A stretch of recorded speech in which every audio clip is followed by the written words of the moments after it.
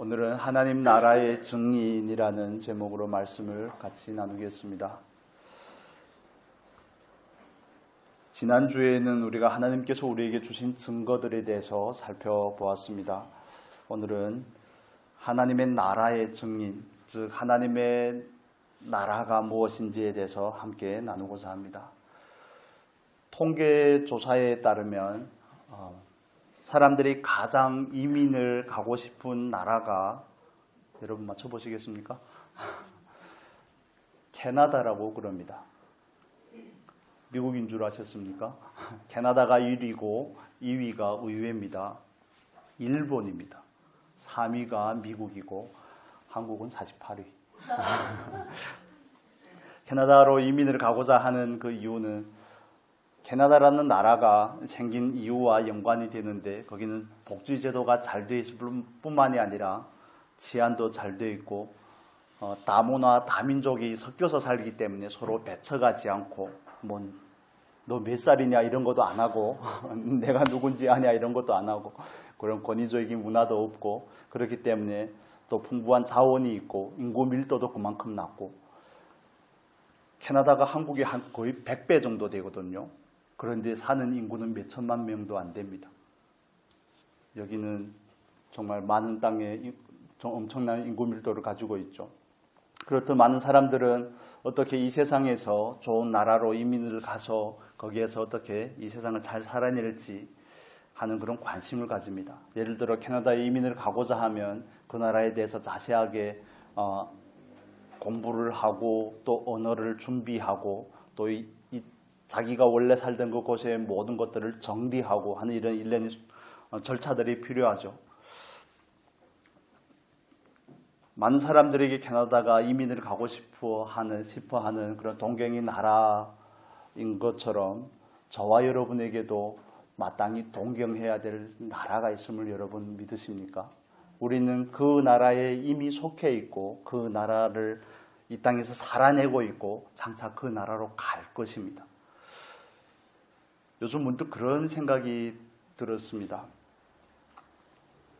여러분 순천에 사시는데 여러분 순천에 대해서 얼마나 아십니까? 순천에 대해서 누가 물어보면 순천이 어떤 곳이냐고 물어보면 어떻게 대답하시겠습니까? 순천 좋은 곳이야. 나간읍성도 있고 승주도 있고 정원은 기가 막히고 끝.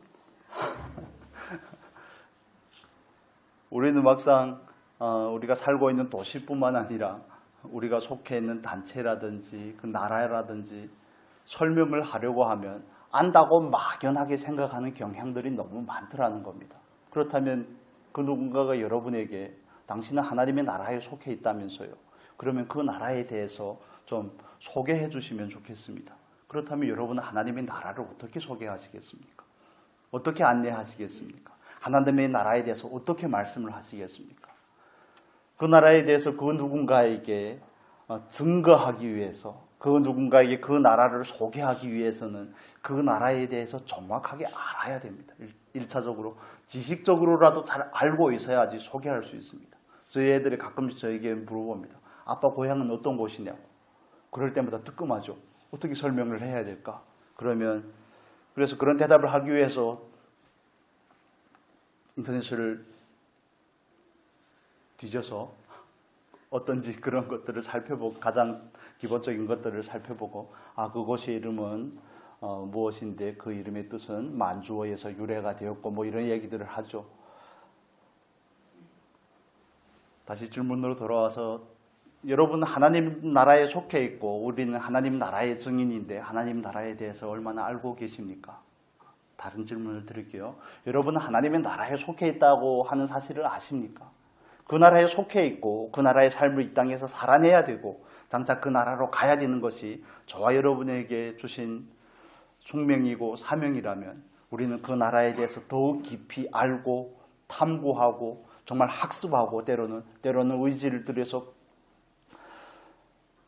그 나라의 것을 경험하고 그 나라를 향한 사모함을 우리 안에 두둑히 가져야 되지 않을까요?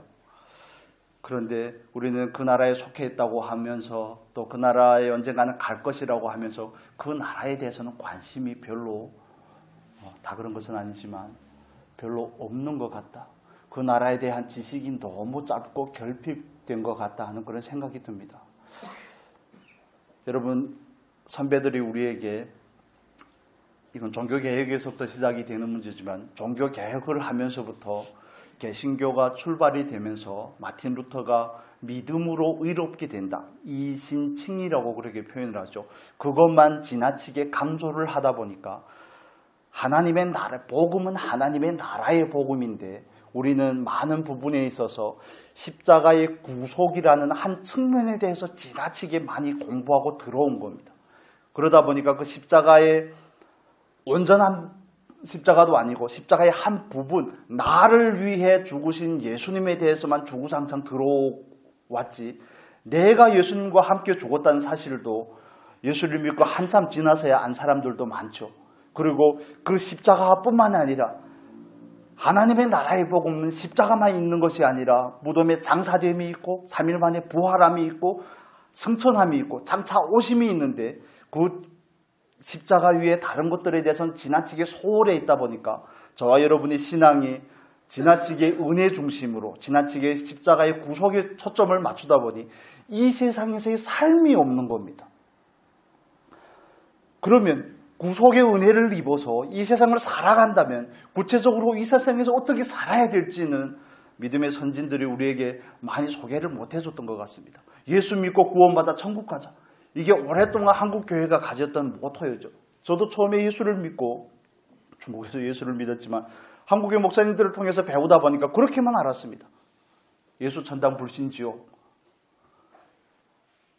과연 그게 온전한 복음이냐 이것을 우리가 한번 고찰을 해보고자 합니다. 복음은 하나님의 나라의 복음입니다. 단순하게 십자가의 한 측면만 구속의 측면만 있는 것이 아니라 거기에는 십자가에 저와 여러분이 함께 죽은 동일시라는 측면도 있고 장사됨이 있고 부활함이 있고 승천함이 있고 장차 오시마 하는 그 약속도 복음 안에 다 포함이 되어 있는 겁니다. 그런데 우리가 지나치게 그 구속의 측면만 생각을 하다 보니 예수를 믿어 구원받은 것은 좋은데 이 땅에서 어떻게 살아야 되는지 그리스도인으로 살라고 그러는데 어떻게 하면 그리스도인으로 사는지 구체적인 인포메이션이 없는 겁니다. 매뉴얼이 없는 겁니다. 그러다 보니까 우리의 기도는 늘 그런 식이 되죠. 마음은 원이로되 육신이 연약합니다. 그래서 신앙이 좋다는 것은 많은 경우에는 의지가 특별히 강한 사람들의 전유물처럼 이렇게 소개가 되고 있고 성경의 복음이 왜곡이 되는 경우가 있습니다. 예수님께서 선포하신 것은 하나님 나라의 복음입니다. 단순하게 십자가의 구속의 한 측면이 아니라는 것을 이해하시면 좋겠습니다. 우리가 하나님의 나라 하면 우리 안에 있는 인식들도 많은 오류가 있습니다. 장소의 개념으로 생각을 합니다. 이게 십자가의 구속만 강조하기 때문에 빚어진 오해인데 십자가는 장차 우리가 가야 될 그 장소로 이해를 하는 겁니다. 그걸 우리는 보통 천국이라고 표현을 하죠. 그러나 성경에서는 천국을 말하는 것이 아니라 하나님의 나라를 말하는 겁니다.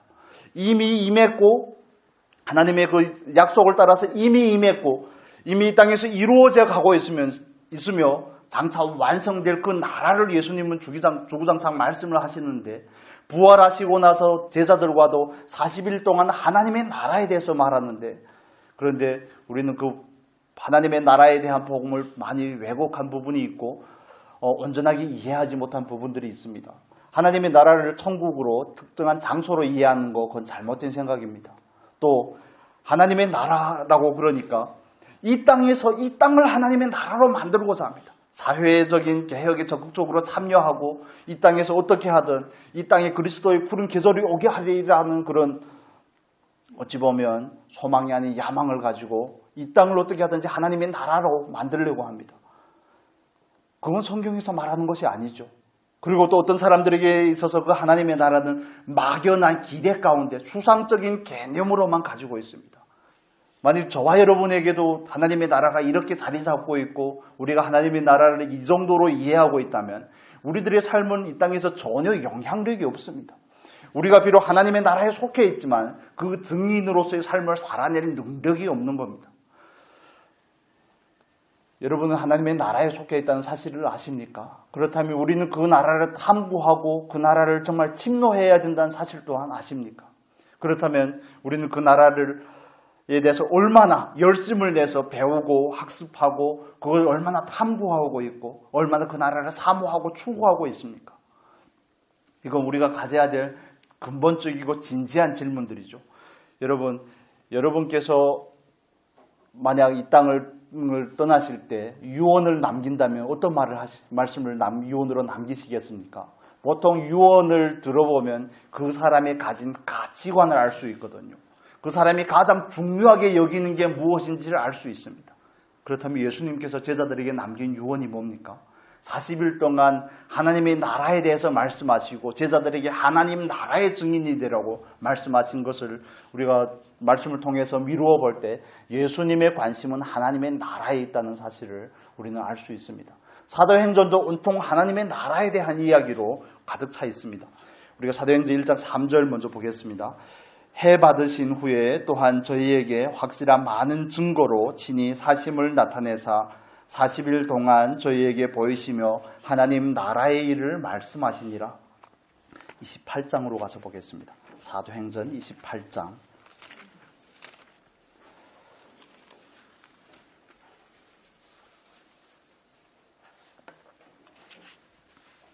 사도행전 28장 23절 보겠습니다.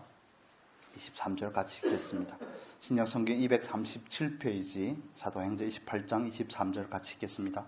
저희가 일자를 정하고 그의 우거하는 집에 많이 오니 바울이 아침부터 저녁까지 강론하여 하나님의 나라를 증거하고 모세의 율법과 선지자의 말을 가지고 예수의 일로 권하더라. 뒤로 넘기셔서 31절입니다. 28장 31절, 30절과 31절 같이 읽겠습니다. 바울이 온 이때를 자기 셋집에 유하며 자기에게 오는 사람을 다 영접하고 담대히 하나님 나라를 전파하며 주 예수 그리스도께 관한 것을 가르치시되 그 많은 사람이 없었더라. 아멘. 사도행전을 시작하면서 하나님의 나라를 언급하고 사도행전을 마무리하면서 또 하나님의 나라를 언급합니다. 이런 표현은 신학적인 표현이긴 하지만 수미상관 기억 안 하셔도 됩니다.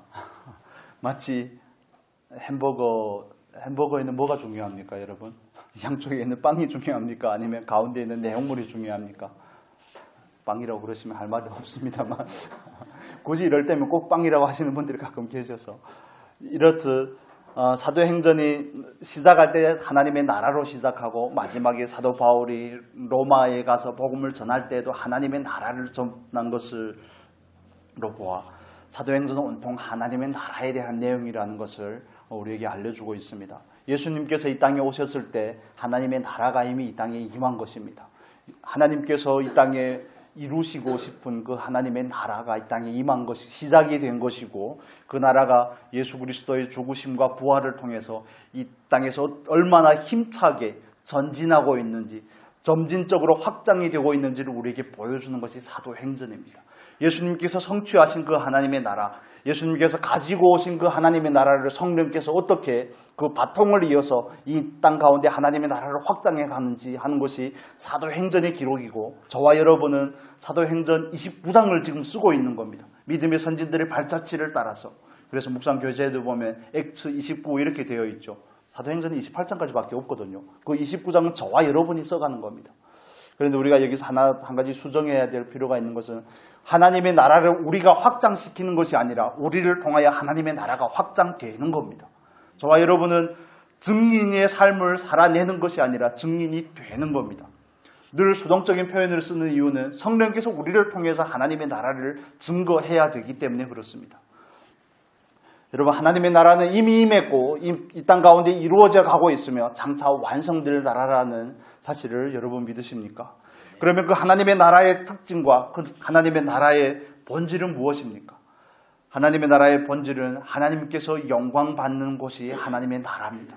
하나님께서 다스리시고 하나님께서 좌정하시는 곳이 하나님의 나라입니다. 즉 다른 표현으로 하면 저와 여러분이 이 땅 가운데서 하나님의 나라에 속한 사람으로서, 백성으로서, 증인으로서 이 땅을 살아낸다는 것은 우리의 삶을 통해서 그분의 왕되심이 드러나는 것이 저와 여러분이 하나님의 나라의 삶을 살아내는 것입니다.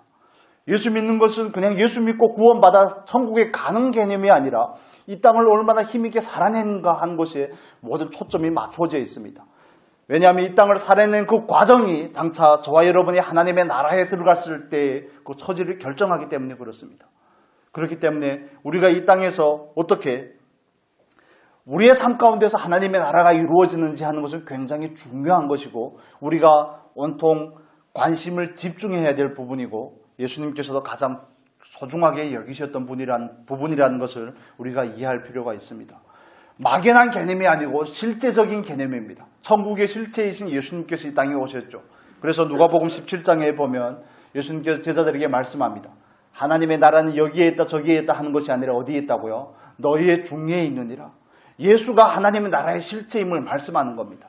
물론 우리가 다르게 적용을 해서 우리 안에 있는 심령 천국 이렇게도 표현을 하는데 내 안에 있는 하나님의 나라라고도 표현을 하는데 사실 성경이 말씀하고 싶은 것은 예수가 하나님의 나라를 가지고 이 땅에 왔다는 겁니다.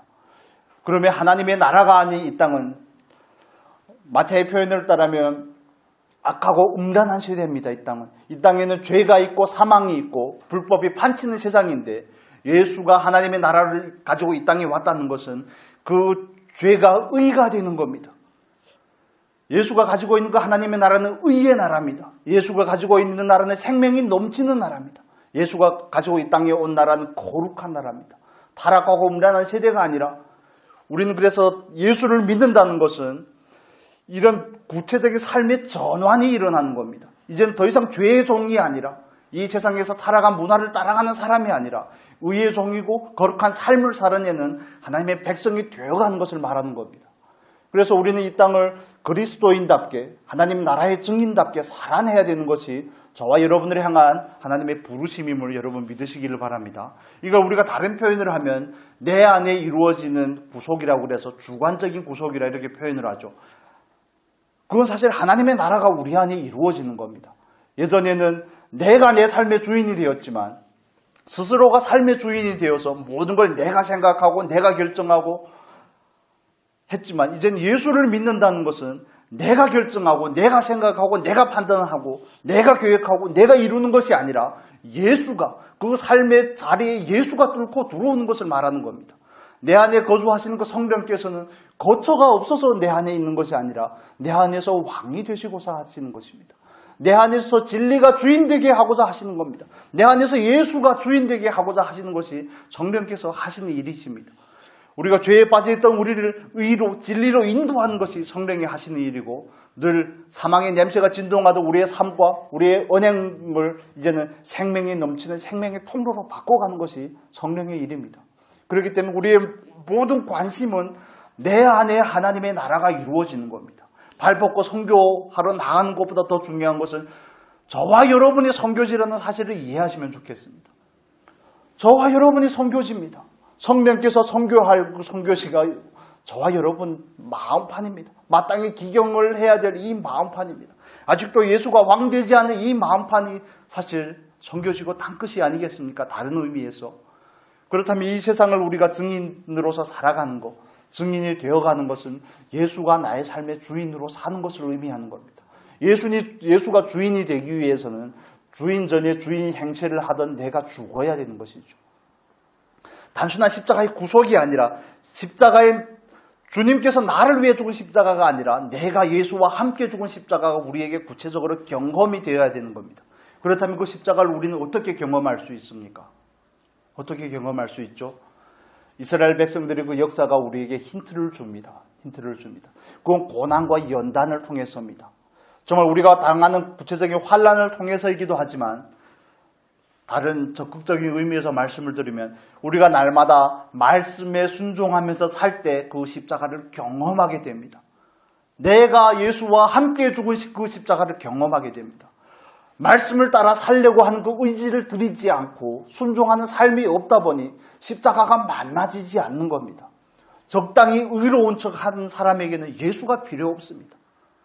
어떤 사람에게 예수가 필요했다고 예수님께서 말씀하시죠. 병든 자에게라야. 그러면 그 병든 자라는 사실을 우리는 어떻게 깨닫습니까? 날마다 우리에게 주신 이 말씀을 순종함으로 깨닫는 겁니다. 예배를 드리고 기도를 하고 말씀을 읽고 감동을 받고 우리는 하나님 앞에 결단을 가지죠. 의지를 드린다는 겁니다. 하나님, 정말 하나님의 말씀대로 살아보겠습니다. 살겠습니다 하고 우리는 결심을 합니다. 그리고 삶의 현장 가운데 나가 순종을 해보죠.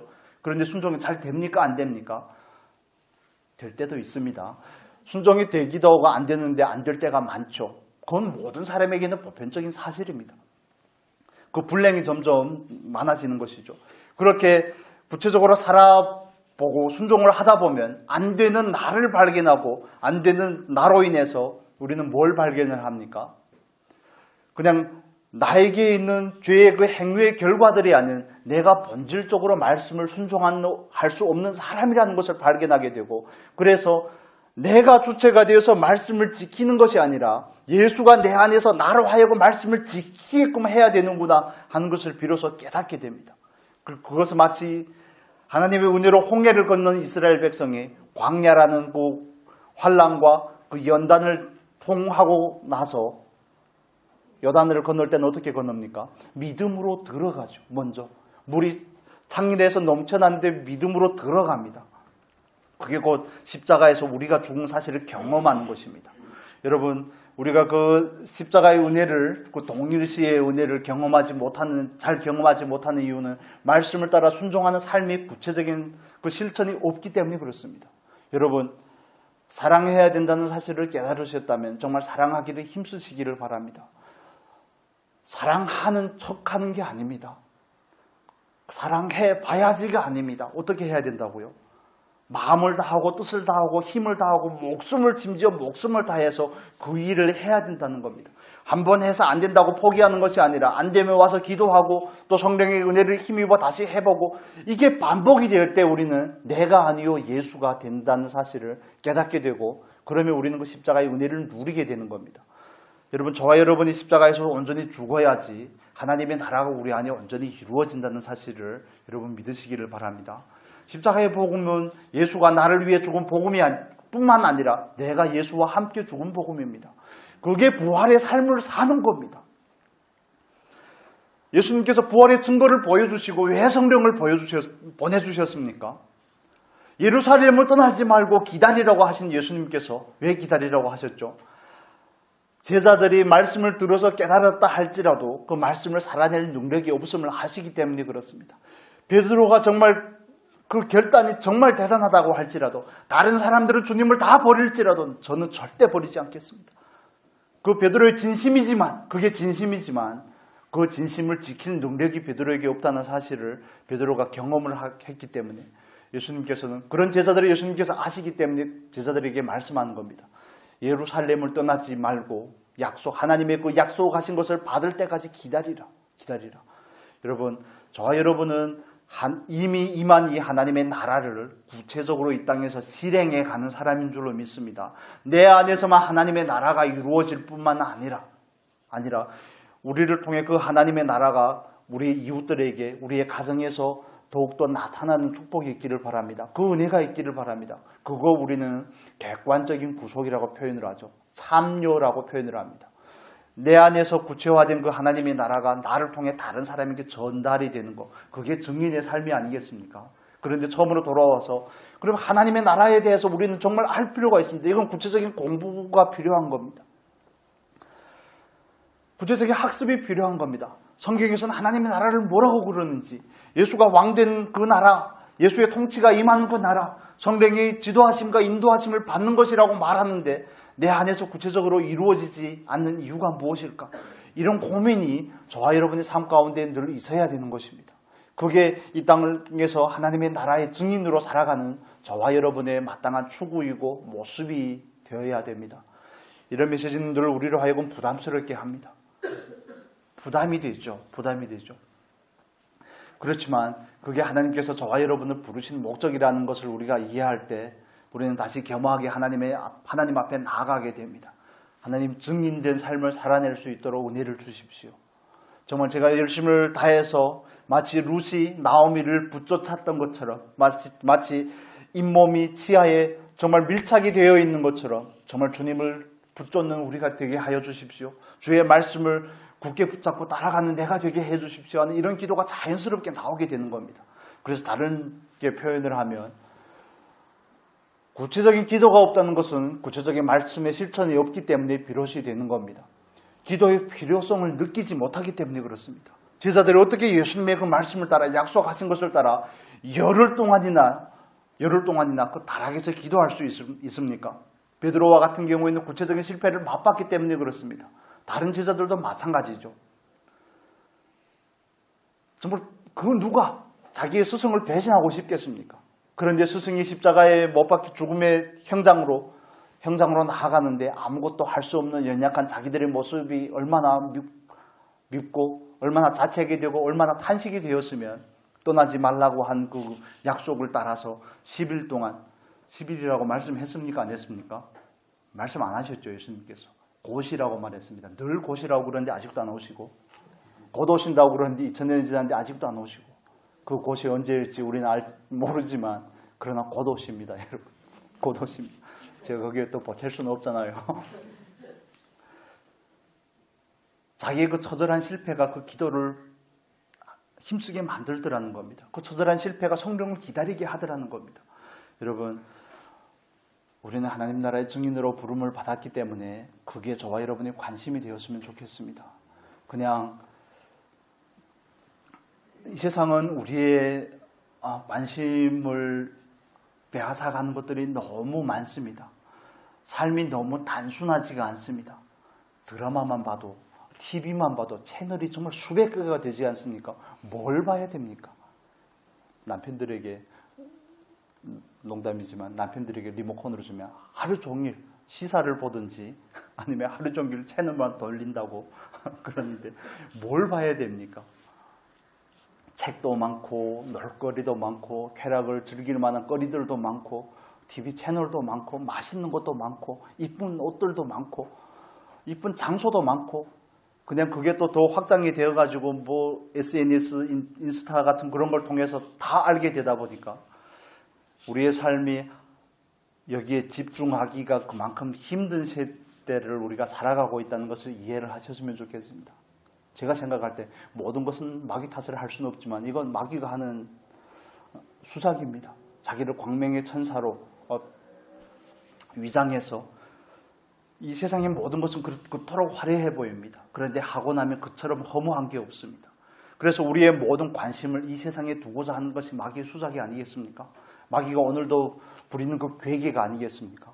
우리로 하여금 하나님의 나라에 관심을 두고 그 나라를 살아내고 그 나라를 기다리는 것이 우리에게 주어진 사명인데 우리의 관심을 늘 이 땅의 것에 두게 하고 이 땅의 것을 쳐다보게 하고 곁눈질하게 하고 해서 오롯이 초점을 하나님 나라에 맞추지 못하게 하는 거. 이건 마귀가 하는 수작이 분명합니다. 그렇기 때문에 저와 여러분은 정말 마음을 다스릴 수 있는 은혜가 있기를 바랍니다. 마음을 다스리고자 하는 사람이 마음을 다스린다는 사실을 여러분 아십니까? 생명의 근원이 마음에서 나는데 하나님의 나라가 우리에게 관심이 되고 우리는 그 나라를 위해 우리의 관심을 두고 초점을 맞춰야 되는 것입니다. 왜냐하면 그 나라는 우리에게 언젠가 궁극적인 완성으로 다가오기 때문에 그렇습니다. 우리 사도행전 1장으로 다시 가서 보겠습니다. 사도행전 1장입니다. 사도행전 1장 9절에서 11절 같이 읽겠습니다. 이 말씀을 마치시고 저의 보는 데서 올리워 가시니 구름이 저를 가리워 보이지 않게 하더라. 올라가실 때에 제자들이 자세히 하늘을 쳐다보고 있는데 흰옷 입은 두 사람이 저의 곁에 서서 가로되 갈릴리 사람들아 어찌하여 서서 하늘을 쳐다보느냐. 너의 가운데서 하늘로 올리우신 이 예수는 하늘로 가심을 본 그대로 오시리라 하였느니라. 아멘. 우리에게 남은 유일한 약속이죠. 유일한 약속. 이 예수는 뭐라고요? 하늘로 가심을 본 그대로 오시리라. 비록 아직까지 안 오셨지만 곧 오실 줄로 믿습니다. 그렇기 때문에 저와 여러분이 마치 제자들과 같이 이런 궁금증을 가질 수는 있습니다. 그 날이 언제인지 자꾸 알고 싶잖아요. 여러분은 안 그러신지 모르겠지만 그 날이 자꾸 언젠지 알고 싶고 그게 자꾸 궁금하고 한데, 그러나 예수님께서 하신 말씀은 그 날이 중요한 것이 아니라 기다리면서 사는 오늘이 중요하다고 말씀을 하시는 겁니다. 예수님의 말씀을 그렇게 듣고 부활하신 예수님을 만나고 40일 동안 하나님의 나라에 대해서도 그렇게 예수님께서 정말 목이 터져라 외쳤건만, 제자들은 예수님에게 뭘 물어봅니까? 주여, 이스라엘 나라를 회복할 때가 이때입니까? 이렇게 말이 통해야 말을 하죠. 이렇게 정말 말이 통하지 않는 제자들에게 인내하시면서 그래도 꾸준하게 말씀하시는 그 예수님, 저와 여러분을 향해서도 똑같은 마음으로 오늘 또 기다리고 있음을 여러분 믿으시기를 바랍니다. 우리는 그 나라의 삶을 이 땅에서 살아내면서 그 날을 기다리는 겁니다. 여러분, 이스라엘하고 하마스, 팔레스타인이 지금 전쟁을 하죠. 침공이라고 해야 될지 전쟁이라고 해야 될지. 그러니까 유튜브에는 또 그런 내용들이 막 돌아다닙니다. 종말론적으로 이걸 어떻게 해석해야 될지, 어떻게 해석해야 맞습니까, 여러분? 그런 걸 궁금해 하실 필요가 없다는 말씀을 드리겠습니다. 그런 걸 궁금해 하실 것이 아니라 오늘 내가 하나님의 나라의 증인으로서의 삶을 사는 게 더 중요한 겁니다. 그걸 알아서 뭐 하시겠습니까? 제가 예전에 읽었던 이미 작고하신 조영규 목사님 그 다니엘서 강해, 아직도 그 생생하게 생각이 납니다. 그 다니엘서 강해 그걸 봤던 기억이 아직도 있는데 그 내용대로 오늘날 이루어지는 게 하나도 없습니다, 여러분. 그분의 계시가 틀리다 맞다를 말씀드리려고 하는 것이 아니라 사람의 계시가 온전하지 않다는 것을 이해하시면 좋겠습니다. 처음에 바코드가 나왔을 때 사람들이 뭐라 그랬습니까? 이게 666이라고. 지금 바코드가 없는 상품이 없습니다, 여러분. 이게 베리칩이라고 그랬었고, 또 코로나가 오니까 정말 그런 게 기가 막힌 겁니다. 현대의학으로는 안 되는 거지만 주사를 맞으면 예방접종을 하면 칩을 몸에다 심는다나 뭐라나, 이건 정말 말도 안 되는 얘기를 하고 있는데, 여러분, 칩을 심든 마지막 날에 구체적으로 그 일이 어떻게 이루어지든 우리에게는 그게 중요한 게 아닙니다. 예수님께서 말씀하신 말씀이 있죠. 우리 6절 볼까요? 6절 7절 보겠습니다. 6절 7절 같이 읽겠습니다. 저희가 모였을 때에 예수께 가로되 주께서 이스라엘 나라를 회복하심이 이때니까 하니, 가라사대 때와 기한은 아버지께서 자기의 고난에 두셨으니 너희의 알 바 아니요. 저는 이 말씀이 제일 많이 감동이 되었습니다. 너희의 알 바 아니요.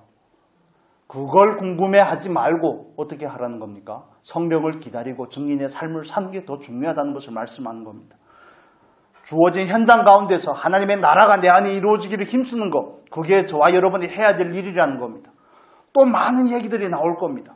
계시록의 그 말씀을 따라서 예전에 봤던 그 강해에 보면 2만만이라고 그래서 그 2만만이면 2억이잖아요. 그 2억이라는 군대를 낼 수 있는 것은 중공밖에 없다 그랬었고, 아마겟돈 전쟁은 중국이나 러시아나 리비아나 이런 나라들이 합쳐가지고 이스라엘로 쳐들어간다고, 2억이나 되는 군대가 어떻게 쳐들어간지는 잘 모르겠습니다만 그런 식으로 해석을 한다든지 다양한 해석이 있기 때문에 우리는 어떤 것이 맞다 틀리다를 일단 떠나서, 여러분 이해가 되십니까?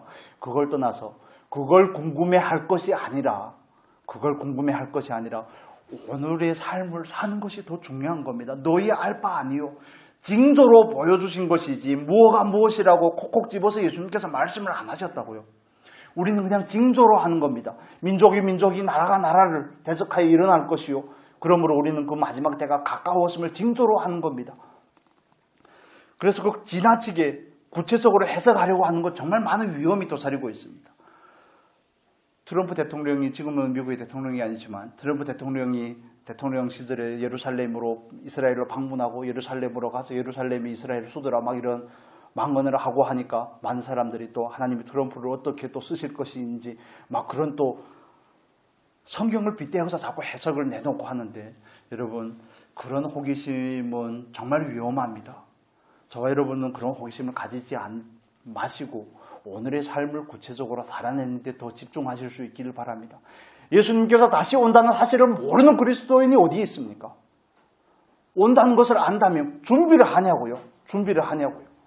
여름이 지나면 가을이 되고 가을이 지나면 겨울이 온다는 것을 아는데 여름 옷만 가지고 있는 사람과 마찬가지 아니겠습니까?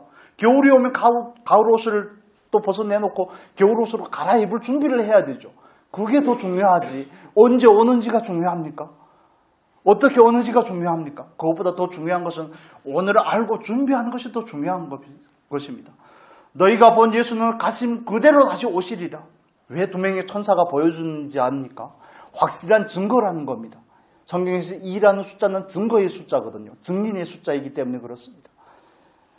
여러분, 우리가 그런 것들을 너무 쉽게 접할 수 있기 때문에 유튜브를 제가 잠깐 일부러 찾아봤습니다. 검색을 해보니까 또 그걸 정치적인 관점으로 국제적인 시사적인 관점으로 해석하는 사람들이 있는가 하면 자꾸 성경을 빗대어 그걸 해석을 하려고 그러는데 제가 이해할 때는 굉장히 위험한 시도입니다. 위험한 시도고요. 우리가 그건 좀 헛다리를 짚는 겁니다. 마땅히 우리가 관심을 가져야 될 것은 오늘의 삶이고 오늘의 삶 가운데서 내 안에 하나님 나라가 이루어지는 겁니다. 내가 내 자녀들에게 하나님 나라의 백성의 모습을 보여주는 게 더 중요하지 않겠습니까? 내가 그분을 주인으로 삼고 있지 않은데 자녀들이 어떻게 그분을 주인으로 삼고 있겠습니까? 절대적인 것은 아니지만 내가 그런 모습을 보이는 게 더 먼저가 아니겠습니까? 이건 정말 우리가 하나님 앞에 진지하게 받아들일 수 있는 그런 은혜가 있기를 바랍니다. 그 때와 시는 너희 알 바 아니요. 우리는 증인의 삶을 사는 것입니다. 오늘도 성령의 인도하심을 따라 정말 하나님 나라에 속한 사람으로서 이 땅에서 하나님의 나라가 나를 통해 이루어지는 삶을 사는 것이 우리가 해야 될 일입니다. 하나님 나라는 어떻게 옵니까? 도적같이 옵니다. 누가 알 수 있겠습니까? 누가 알 수 있겠습니까? 이 말씀을 잠깐만 더 보겠습니다. 마태복음 24장의 말씀을 보겠습니다. 마태복음 24장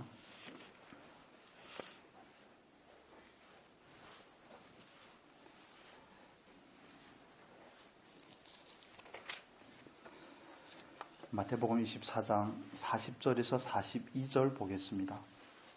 44절까지 읽겠습니다. 44절까지 42절에서 44절까지 읽겠습니다. 그러므로 깨어있으라. 어느 날에 너희 주가 임할는지 너희가 알지 못함이니라. 너희도 아는 바니 만일 도적이 어느 경점에 올 줄을 알았다면 깨어있어 그 집을 뚫지 못하게 하였으리라. 이러므로 너희도 예비하고 있으라. 생각지 않은 때에 인자가 오리라. 아멘. 45절의 말씀이 중요하죠. 같이 읽겠습니다. 충성되고 지혜 있는 종이 되어 주인에게 그 집 사람들을 맡아 때를 따라 양식을 나눠줄 자가 누구뇨. 아멘. 때를 따라 양식을 나눠줄 자, 충성되고 지혜 있는 저와 여러분이 될 수 있기를 바랍니다. 그 때와 시가 언젠지 우리는 알 수 없습니다. 그냥 징조로 하는 겁니다. 어림잡아하는 겁니다. 가을이 되니까 어떻습니까? 날씨가 좀 쌀쌀해지지 않습니까? 그런 것과 마찬가지죠. 그래서 여기에서 우리에게 하시는 말씀이 있습니다. 42절에 보면 깨어 있으라 이렇게 표현을 하죠. 깨어 있다는 것은 지켜보라는 겁니다. 깨어 있으라는 것은 망을 보고 경계하라는 거죠. 이건 마치 시편 127편의 말씀이 생각나지 않습니까? 여호와께서 집을 세우지 아니하시면 세우는 자의 수고가 헛되며 여호와께서 성을 지키지 아니하시면 파수꾼이 뭐가 헛되다고요? 경성함이. 이거 구약에서는 경성함이라고 표현이 되었습니다. 밤낮 자지 않고 언제 주님이 오나 쳐다보고 있으라는 그런 얘기가 아니라 그분이 온다는 사실을 알고 늘 인지하고 있으라는 겁니다. 인지하고 이 세상의 삶에 내 관심에만 매몰이 되어 있지 말고 그분이 언젠가 온다는 사실을 인지하고 있으라는 겁니다. 이 몸을 가졌기 때문에 우리는 졸 수밖에 없습니다. 졸 수밖에 없죠. 열 처녀가 신랑을 기다리는데 다 졸고 자지 않습니까? 졸고 자는 것처럼 우리는 때로는 졸 수도 있지만 그러나 저와 여러분이 사모해야 될 것은 졸다가도 깰 수 있는 은혜입니다. 어떤 분들은 졸다가 잡니다. 그냥. 주여, 그러면 안 됩니다. 조는 건 같이 조는데 죄송합니다. 등불을 밝게 드는 사람은 졸다가 깨지만 신랑이 온다 그러면 깼는데 어떤 분은 아예 그냥 숙면을 취합니다. 그리고 쭉 가죠. 쭉 신랑이 왔는데도 깨지 못하고 쭉 갑니다. 여러분 그리스도인들 가운데 그런 그리스도인들이 많고 저와 여러분이 그런 그리스도인이 있다는 사실을 염두에 둬야 됩니다. 그런 그리스도인이 될 수가 있다는 사실. 때로는 관심에, 때로는 돈에, 때로는 이 세상의 무언가에, 건강에, 자녀들에게 초점을 온통 맞추고 있고 사업의 성취나 성공에 초점을 맞추고 있다 보면 그 날이 언젠가 도적같이 온다는 겁니다. 그러면 깨어있지 못한 것이고, 그러면 자다가 그냥 깨지 못하고 그냥 쭉 간 거 아닙니까? 우리는 그런 것이 아닙니다. 깨어있으라는 것은 항상 눈을 부릅뜨고 정말 바짝 긴장해 있으라는 것이 아니라, 긴장해 있으면 노이로제 걸립니다. 그런 의미가 아니라 인지하고 있으라는 겁니다. 바닷가에 나가 놀더라도, 놀이터에 나가 놀더라도 저녁이 되면 돌아와야 될 거 아닙니까? 바닷가에 나가 놀더라도 물이 다시 들어올 때면 어떻게 해야 됩니까? 빠져나와야 될 거 아닙니까? 계속 거기서 놀면 어떻게 하자는 겁니까? 저희 애들 저번에 한글날에 여수 잠깐 갔는데 물이 들어오는데 나올 생각을 안 하는 겁니다. 모래놀이를 하느라고 그만큼 재밌겠죠. 오랜만에 삽질을 하니까 얼마나 재밌겠습니까? 성을 만들었다, 뚝을 만들었다, 저수지를 만들었다 막 재밌죠. 왜냐면 물이 들어오는데 안 나오려고 그러는 겁니다. 물이 들어오니까 빨리 나오라고 막 소리를 질렀더니 나갈 수 있다고. 여유가 있다는 거죠. 아직은 나갈 수 있다고. 그러다 그냥 훅 하는 거 아니겠습니까? 정말 우리는 조심해야 됩니다. 내가 지금 잠깐만 존다고 그러는데 때론 숙면을 취할 수가 있다는 것을 이해하셔야 됩니다. 그게 잠깐 졸다가도 깰 수 있는 능력을 우리가 가져야 되는 겁니다, 여러분. 잠깐 졸다가도 깰 수 있는 능력이 뭡니까? 늘 성령 안에서 깨어있는 그 삶입니다. 내 안에서 성령이 주인된 삶, 다른 표현을 하면, 오늘 주제를 따라 표현을 하면 하나님의 나라가 내 안에 이루어지는 삶, 하나님께서 우리 안에 주인된 삶이 될 때 우리는 졸다가도 깨어날 수 있습니다. 조는 사람을 툭툭 건드리면 바로 깹니다. 그런데 깊이 숙면을 취한 사람은 못 깹니다. 거기에 또 한 잔을 하고 깊이 자면 더 못 깹니다. 세상에 취해서. 그게 한 잔 한 게 아니겠습니까? 그래서 사도 바울은 에베소서에서 술 취한 것과 성령의 충만함을 비교하는 겁니다, 여러분. 술이라는 것은 세상을 의미하는 거죠. 세상에 깊이 취하면 못 깹니다. 그날이 와도 온 줄 모르고 그냥 쭉 잡니다, 내내. 그냥 자도 깨기 힘든데 술 취해서 자면 더 못 깹니다. 정말 누가 다리를 떼가도 모른다고 그러던데 그렇게 됩니다. 그러나 저와 여러분의 삶은 그런 삶이 아닙니다. 여러분, 우리가 점검해야 봐야 될 부분은 내 관심은 어디에 있는가? 나는 만약 자녀들에게 유언을 남긴다면 무엇을 유언으로 남길 것인가? 그게 저와 여러분이 가장 관심을 두고 있는 바입니다. 가장 사랑하는 사람에게 가지는 그 기대가 저와 여러분의 가치관을 반영하고 있는 겁니다. 예수님께서는 하나님의 나라가 중요하기 때문에 제자들에게 마지막까지도 하나님의 나라에 대해서 말씀을 하시는 것이고, 그러나 우리는 반면에 우리가 관심에 있는 것을 통장 비밀번호가 뭐라든지, 근거의 비밀번호, 근거 가지고 계십니까? 그런 것만 알려주고 그러는 것이 아니라 땅 문서가 어디에 있다, 그런 거 말고요. 여러분, 이건 정말 실제적으로 이루어지는 것입니다. 때로는 정말 저 스스로를 생각할 때도 너무 의심이 많은 사람입니다. 그렇게 이성적이지도 않은데 얼마나 의심이 많은지, 그게 진짜일까? 정말 올까? 그런 생각을 여러분 안 하시는지 모르겠습니다. 때로는 문득 그런 생각이 듭니다. 왜냐하면 이 땅의 것을 놓고 싶지 않은 것들이 아직 있어서 그런가 봐요. 조금 더 건강하게, 조금 더 팔팔하게 더 살고 싶은가 봐요. 아니요, 그렇지 않습니다. 그래서 하나님의 나라가 임하는 것은 점진적으로 임하는 겁니다. 점진적으로 임하는데 거기에 또 한 가지 숨겨진 것은, 여기 좀 어려운 표현일 수도 있지만 몰래 옵니다. 그걸 하나님의 나라의 은닉성이라고 우리가 표현을 하는데, 마치 가루 섬 아래다 넣은 무엇과 같습니까? 누룩과 같습니다. 누룩이 언제 피는지 압니까, 여러분? 식물이 언제 자라는지 여러분 아십니까? 자고 깨나면 커 있습니다. 마치 애들과 같죠. 자고 깨나니까 커 있습니다. 모르게 온다는 데 문제가 있습니다. 모르게 오는데, 깨어있어도 알까 말까인데 깨어있지 않으면 어떻게 해야 됩니까? 그래서 우리가 나는 무엇에 관심을 두고 있는지, 요즘 나의 관심은 무엇인지, 무엇이 내 마음을 늘 빼앗아가고 내 마음의 경향을 주도하고 있는지, 이거 우리는 살펴야 되는 것입니다. 저와 여러분은 그 궁극적인 때가, 궁극적인 순서가 어떻게 될지 어림잡아 알지만, 그러나 거기에 관한 견해는 너무 많다는 사실을 이해할 필요도 있습니다. 그렇기 때문에 어느 견해가 100%로 맞다고 장담할 수 있는 사람은 아무도 없다는 것을 이해하셔야 됩니다. 그렇기 때문에 그 마지막이 더 중요한 게 아니라, 그 순서가 중요한 게 아니라, 사단에게 속는 한 가지가 뭐냐면 그 순서만 궁금한데 예배하지 않는다는 겁니다. 그 순서가 그렇게 궁금합니다. 어떻게 오고 환란이 어떻게 일어나고 그 때에 어떤 것들이 그렇게 착착 맞아 들어가고 그게 그렇게 알고 싶나 봐요. 그러다 간 데가 어딘지 아십니까, 여러분? 그러다 간 데가 신천지입니다. 계시를 받았다고 그러니까. 얼마나 자세하게 설명을 해줍니까? 자기만 계시를 받았다고. 그래서 때로는 우리가 가진 그런 순종하지는 않는 그런 호기심들이 우리를 격규로 빠지게 할 수 있다는 사실을 이해하시고, 우리는 오늘을 사는 겁니다. 오늘이 마지막 날이 될지 누가 알 수 있겠습니까? 그냥 오늘을 사는 겁니다. 오늘을 증인으로 사는 것이고, 오늘 하나님의 나라가 내 안에 이루어지게끔 하기 위해서 사는 것이고, 내 안에서 내가 주인이 아니고 그분이 주인 되게 하는 삶을 사모하는 것이고, 말씀을 들은 대로 실천하는 것이고, 실천하다 실패하면 기도하고 다시 실천하는 것이고, 이게 저와 여러분의 삶의 반복이 될 수 있는 은혜가 있기를 바랍니다. 정말 중요한 겁니다. 깨어 있어야 되는 겁니다. 파수꾼이 정말 그 성을 잃어버리지 않기 위해서 눈을 부릅뜨고 망을 보는 것처럼 졸음이 쏟아지죠. 어떻게 졸음이 쏟아지지 않을 수가 있겠습니까?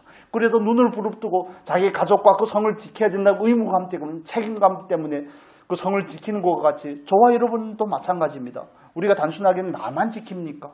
우리의 가족은 안 지킵니까? 하나님의 나라, 하나님의 교회는 안 지킵니까? 우리가 그 의무를 그렇게 경시할 수 없는 이유, 가볍게 여길 수 없는 이유는 우리에게 주신 책임 때문이기도 합니다.